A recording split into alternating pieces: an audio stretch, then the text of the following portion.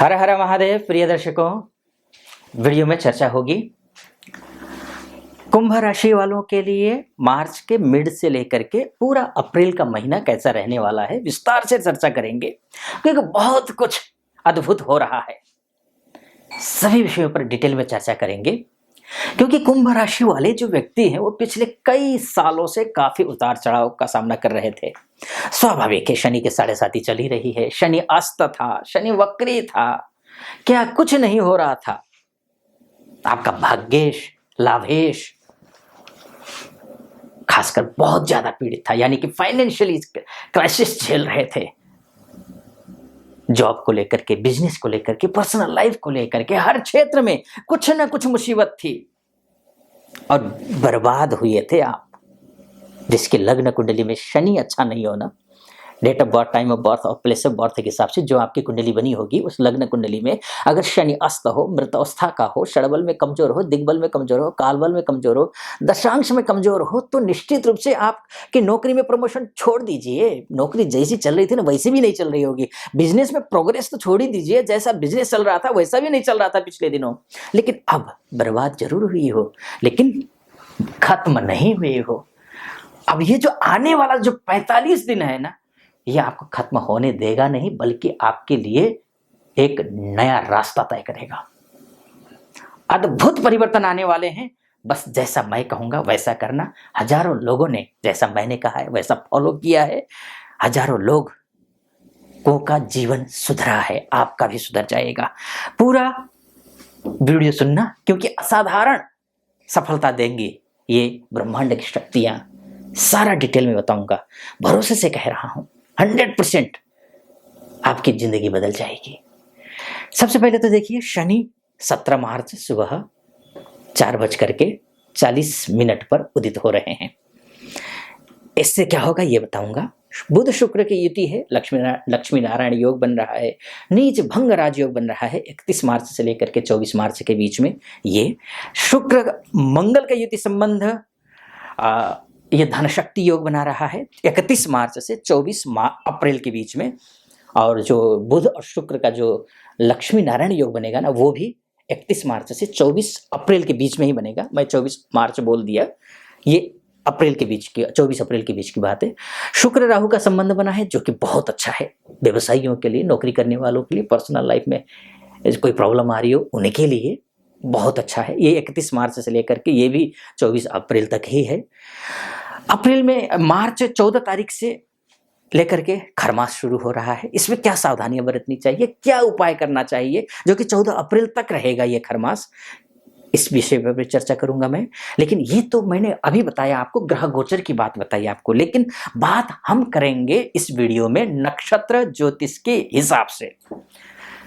अब नक्षत्र ज्योतिष के हिसाब से जब मैं बात करूंगा ना, कुछ अशुभ योग भी बने हुए हैं। नक्षत्र ज्योतिष से पहले मैं बता दूं, सब कुछ अच्छा ही अच्छा नहीं होगा, कुछ अशुभ योग भी है। मंगल शुक्र शनि का युति संबंध है, बुध और राहु की युति संबंध जो कि जड़त्व योग बनाता है, अच्छा नहीं होता है।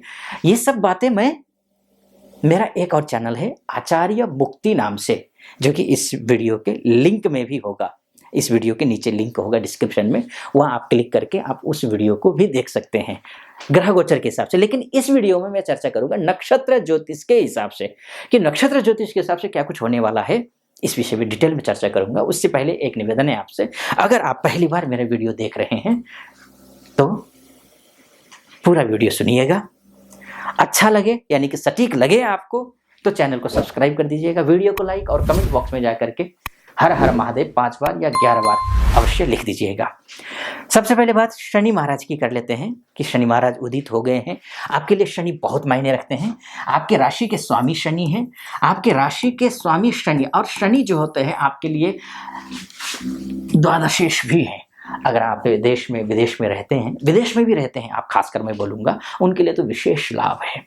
क्योंकि विदेश में जो, अगर आप कोई PR को लेकर के दिक्कत आ रही है, ये ग्रीन कार्ड को लेकर के दिक्कत आ रही है, जॉब को लेकर दिक्कत आ रही है, एजुकेशन में दिक्कत आ रही है, स्वास्थ्य को लेकर के दिक्कत आ रही है, पर्सनल लाइफ को लेकर के दिक्कतें आ रही है, कोई वहाँ लोन लेकर के आपने कुछ लिया हुआ है लेकिन लोन से ऋण से ऋण होने में दिक्कत आ रही है, या फिर यहाँ रह रहे हैं जो विदेश जाना चाहते हैं, एजुकेशन वीजा के तहत जाना चाहते हैं, या फिर PR के थ्रू जाना चाहते हैं, वर्किंग वीजा के थ्रू जाना चाहते हैं, वो प्रयास कर रहे हैं लेकिन सफलता मिल नहीं रही है, इनके लिए ये समय बहुत शुभ है, बहुत अच्छा है, अद्भुत समय है, उनके काम बनेंगे। कुछ सावधानियां बोलूंगा, वो जरूर फॉलो कर लेना। एक दूसरी बात, अगर आपका स्वास्थ्य खराब रहता है अक्सर आए दिन, तो वो स्वास्थ्य ठीक रहेगा।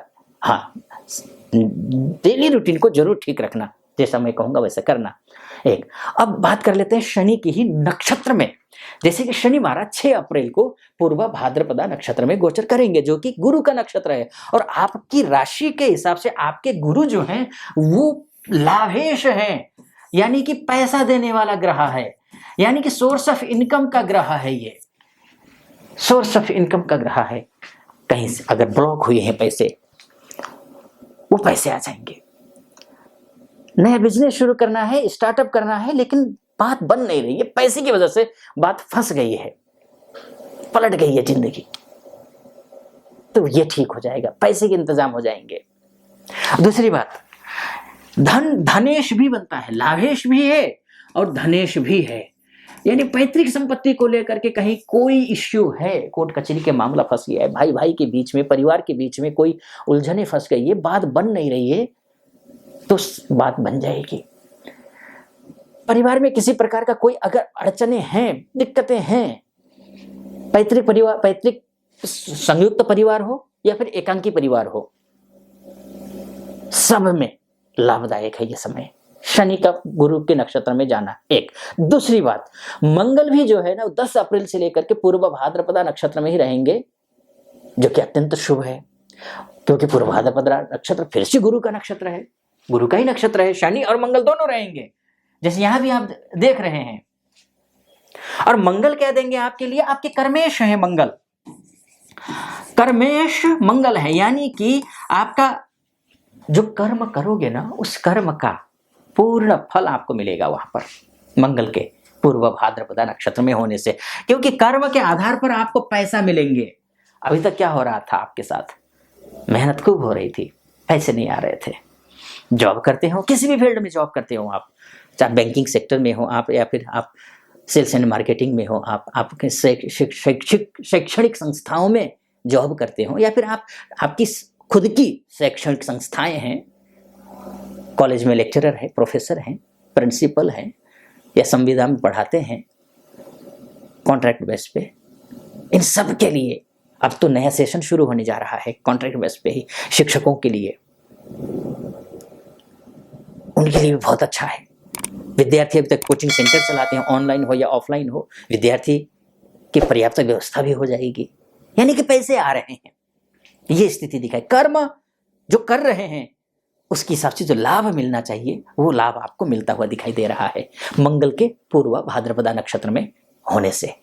एक तो ये है, अभी तक आपका मनोबल टूटा हुआ था, वो मनोबल बढ़ेगा। घर गृहस्थी में समस्याएं थी, घर लेने की सोच रहे थे, पैसे नहीं हो पा रहे थे, गाड़ी लेने की सोच रहे थे, जद्दोजहद में फंसे हुए थे, इष्ट मित्र नाते रिश्तेदार इत्यादि से सहयोग पर्याप्त मात्रा में मिल नहीं रहा था, विवाह को लेकर के दिक्कतें आ रही थी, पर्सनल लाइफ में दिक्कतें थी, इन सब में आपको कुछ न कुछ अच्छा हल निकलता हुआ दिखाई दे रहा है। अब वहीं पर बात कर लेते हैं, गुरु जो है वो कृतिका नक्षत्र में प्रवेश करेंगे 16 अप्रैल को, जो कि सूर्य का नक्षत्र है। अब सूर्य आपके लिए कौन है, लाभेश है, सप्तमेश है। और सप्तमेश अर्थात व्यवसायी होने के लिए अच्छा है, किसी भी क्षेत्र में हो आप, कंस्ट्रक्शन का काम हो, रियल एस्टेट में काम हो, इन्वेस्ट करते हो आप, चाहे तो आप जो है प्रॉपर्टी से रिलेटेड काम करते हो, या फिर ट्रांसपोर्ट से रिलेटेड काम करते हो, या फिर पति पत्नी के बीच में नहीं बन रहा है, परिवार के बीच में नहीं बन रहा है, तो इन सब के लिए ठीक हो जाएगा। गुरु जैसे ही सूर्य के नक्षत्र में यानी कि कृतिका नक्षत्र में प्रवेश करेंगे 16 अप्रैल को, वैसे सब कुछ ठीक हो जाएगा। अब बात कर लेते हैं सूर्य की भी। सूर्य भी देखिए बहुत अच्छा चीज, 14 मार्च से लेकर के सूर्य जो है वो मीन राशि में प्रवेश करेंगे। जैसे ही मीन राशि में सूर्य देव प्रवेश करेंगे वैसे ही खरमास शुरू हो जाएगा 14 मार्च से, और 14 अप्रैल तक है ये। और खरमास के दौरान आपको बहुत कुछ नहीं करना है और बहुत कुछ करना है। आपको क्या करना है और क्या नहीं करना है आप ये समझ लीजिए। आपको सबसे पहले तो जो है खरमास में नामकरण नहीं करना है, विद्यारंभ नहीं करना है, कर्णछेदन नहीं करना है, अन्नप्राशन नहीं करना है, उपनयन संस्कार नहीं करना है, विवाह संस्कार नहीं करना है, गृह प्रवेश नहीं करना है, वास्तु की पूजा नहीं करनी है, यानी कि कोई भी मांगलिक कार्य पंडित जी को बुला करके जो एक संकल्प लेकर के जो मांगलिक कार्य किया जाता है ना, वो नहीं करना है। लेकिन हाँ, जो नियमित रूप से जो पूजा पाठ जप इत्यादि करते हैं उनको करना है, उनको और अधिक श्रद्धा पूर्वक आपको करना है, इस बात को ध्यान देना है। अब बात कर लेते हैं जो खरमास है, खरमास में आपको क्या क्या करना चाहिए।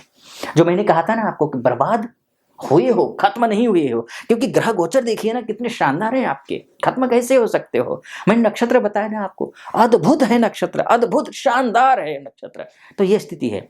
अब आपको क्या करना है, 14 मार्च से लेकर के ही सूर्य जैसे ही मीन राशि में प्रवेश करेंगे वैसे ही आपको प्रातः जल्दी उठना है, सूर्य को अर्घ्य देना है। आसपास में कोई नदी हो तो नदी में स्नान कर लीजिए, गंगा जी हो गंगा जी में स्नान कर लीजिए। नहीं तो फिर अगर नहीं है आसपास में कोई नदी या फिर गंगा जी नहीं है तो घर में ही गंगा जी तो होंगी, लेकर के आए होंगे आप, तो नहीं है तो खरीद लीजिए, गंगा जी जल में मिला लीजिए और नहा लीजिए उसी जल से। एक तो ये हो जाएगा। दूसरी बात ये है, और नहाने के बाद तांबे के लोटे में जल भरकर उसमें चंदन, चावल और फूल डाल करके सूर्य को प्रणाम करते हुए सूर्य को अर्घ्य दीजिए। अर्घ्य देते समय आपको कौन सा मंत्र जप करना है, ओम घृणीहि सूर्याय नमः, इस मंत्र का जप करना है, ध्यान रखिएगा।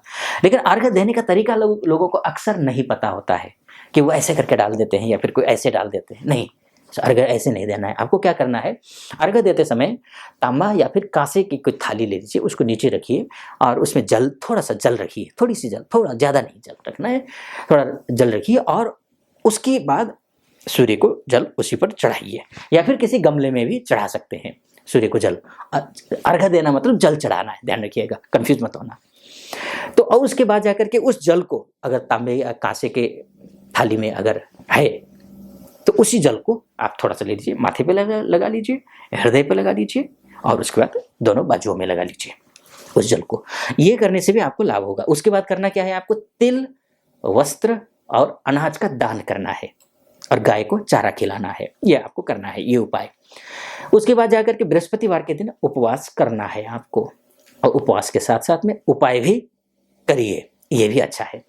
उपाय क्या करना है, गुरुवार को मंदिर में जाइए, पीली वस्तुएं दान कीजिए, पीली वस्तुएं दान कीजिए, ये अच्छा रहेगा आपके लिए। एक साथ साथ में एक मंत्र है, चाहे तो आप एकाक्षरी मंत्र का भी जप कर सकते हैं गुरु का, चाहे आप तंत्रोक्त बीज मंत्र या फिर बीज मंत्र भी कर सकते हैं। तो मैं बता देता हूँ तंत्रोक्त बीज मंत्र, ओम ग्रांग ग्रीं ग्रौं सह गुरवे नमः, इस मंत्र का आप जप करिए, इससे भी आपको बहुत अच्छा लाभ मिलेगा। इसके बाद जाकर के आपको करना क्या है, आदित्य हृदय स्तोत्र का पाठ करना है, तो ये आपको करना है। ये करेंगे निश्चित रूप से हर चीज आपके पक्ष में आएगा। जो भी अभी तक बर्बाद होना था, जितना भी खराब होना था, वो सब ठीक हो जाएगा। आप पूरी तरीके से बदल जाएगा आपका जीवन। आपको फॉलो करना है किसी प्रकार के, ये कुंडली मैं फिर से बोलूंगा, ये आपका 100% यही सब कुछ होगा ये जरूरी नहीं है, क्योंकि कुंभ राशि वाले जो व्यक्ति होंगे इस धरती में तो कम से कम भी 66 करोड़ 60 लाख से ऊपर है। तो ऐसी स्थिति में हर एक व्यक्ति पर यही फलादेश घटित होगा, ये गारंटी नहीं है। तो ऐसे में ये उपाय आपके लग्न कुंडली में ग्रह खराब हो, जैसे कि शनि अस्त हो या फिर मंगल अस्त हो, शुक्र अस्त हो, षडबल में कमजोर है, दिग्बल में, कालबल में, चेष्टाबल में कमजोर हो, दशांश में कमजोर हो, तो जो फलादेश कर रहा हूँ वो सटीक नहीं बैठेगा। डिटेल में अगर चाहते हैं कि नहीं वाकई में देखा जाए कि वाकई में होगा क्या आगे लाइफ में, तो ऐसी स्थिति में नीचे नंबर होगा, उस नंबर पे आप कॉल कर लीजिए, उस नंबर पे कॉल करके हमारे प्रतिनिधि से बात कीजिए। प्रतिनिधि से बात करके मुझसे बात करने के लिए आप अपॉइंटमेंट ले सकते हैं, बात कर सकते हैं। फिलहाल इस वीडियो को यहीं पर समाप्त करता हूं। कैसा लगा आपको वीडियो, अच्छा लगा हो तो चैनल को सब्सक्राइब कर दीजिएगा, वीडियो को लाइक और कमेंट बॉक्स में जाकर के हर हर महादेव 5 बार या 11 बार अवश्य लिख दीजिएगा। फिलहाल अनुमति दीजिए, हर हर महादेव।